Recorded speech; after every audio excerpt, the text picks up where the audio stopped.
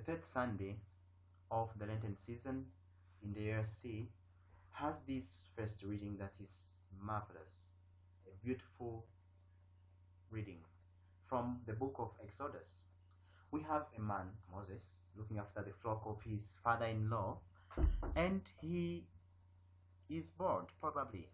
It is a monotonous activity, looking after the flock, the sheep eating grass, and you're just sitting there, maybe playing the flute or doing some other stuff.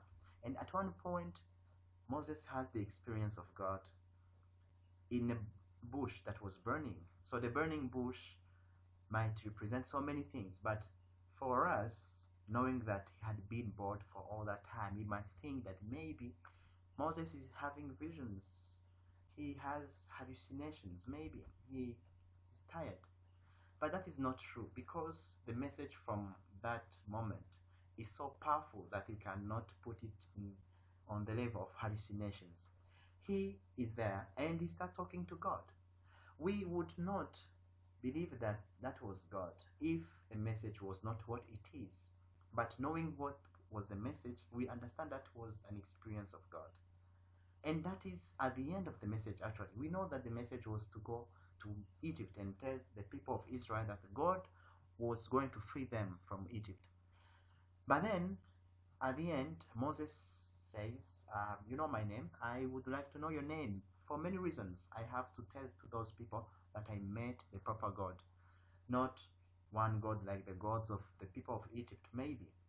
So God does not give the proper name. God says, I am who I am, or something you can translate, I am the one who is, or I am what I will be, or I will be the one I am.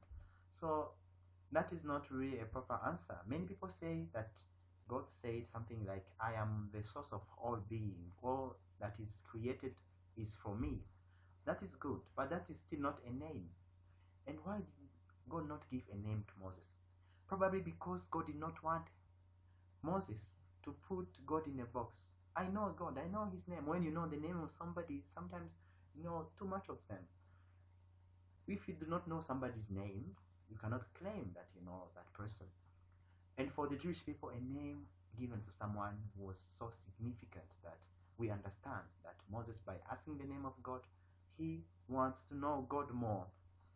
And that is a temptation we have. We want to grasp God, put God in a box.